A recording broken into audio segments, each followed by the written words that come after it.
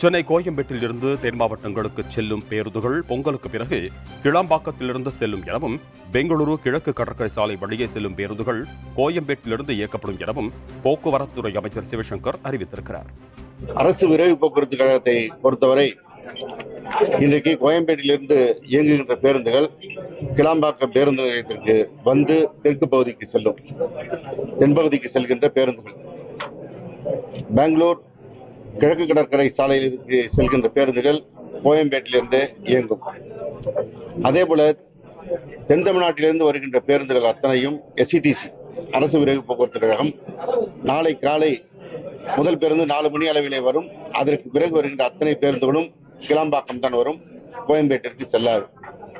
எனவே அரசு விரைவு போக்குவரத்து கழகத்தை பொறுத்தவரை முழுமையாக நாளையிலிருந்து கிளாம்பாக்கம் கலைஞர் நூற்றாண்டு பேருந்து முனையத்திலிருந்து இயங்கும்.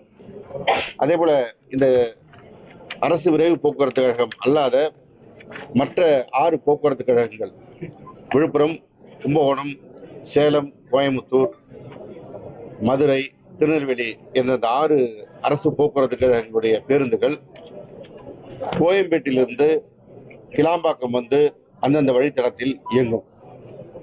பொங்கல் வரை இந்த நிலை நீடிக்கும். பொங்கலுக்கு பிறகு அந்த அத்தனை பேருந்துகளும் கிளாம்பாக்கத்திலிருந்து தமிழ்நாட்டின் மற்ற பகுதிகளுக்கு இயக்கப்படும். அது 1140 புறப்பாடுகள். அந்த 1140 புறப்பாடுகளும் பொங்கல் வரை கோயம்பேட்டிலிருந்து கிளாம்பாக்கம் வழியாக இயக்கப்படும்.